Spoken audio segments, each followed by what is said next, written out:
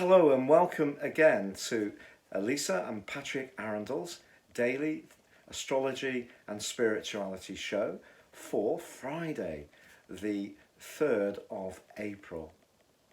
Yes, thank you so much for joining us today. For today, what I've done is pulled a tarot card for us, and the tarot card that came up was actually the Fool.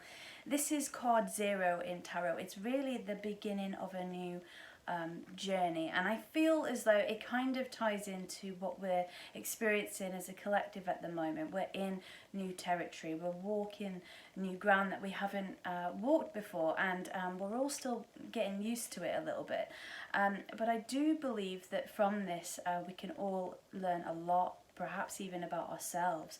Maybe having that time away from going to work or doing our daily routines will help us learn. Yeah, changes of routine at the moment that we may be resisting in some ways actually could teach us different perspectives. So it's kind of an unexpected premium. You know, obviously we don't want what's going on. Of course, no one does. No. And we know the planet is appreciating the chance to breathe. But I think in our personal context, you're absolutely right about a change of routine. So what's going on for us astrologically then, Patrick? Well, today we have another fabulously important event, because at 11 minutes past 5 GMT, Venus, the planet of love and attraction, moves into the sign of Gemini, where it's going to be for 4 long months.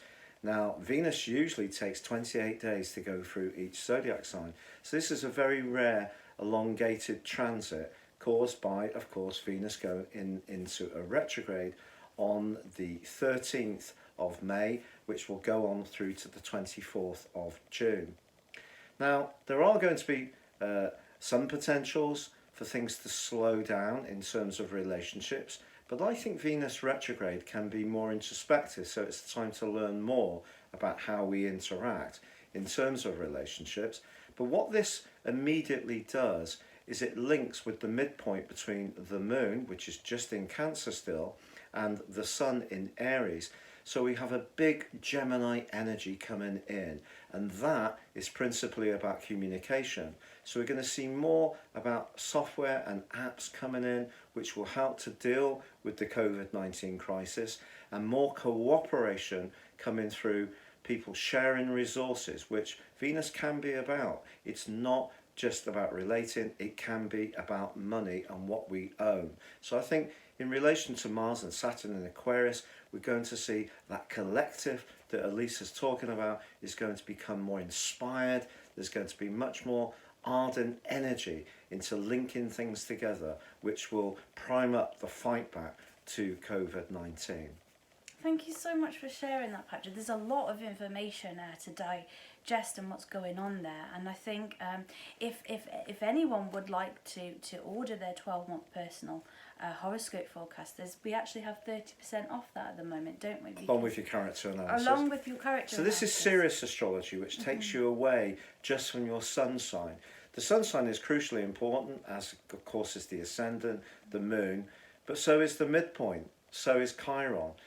Which is to do with healing. So is Mars, to do with where we need to shine.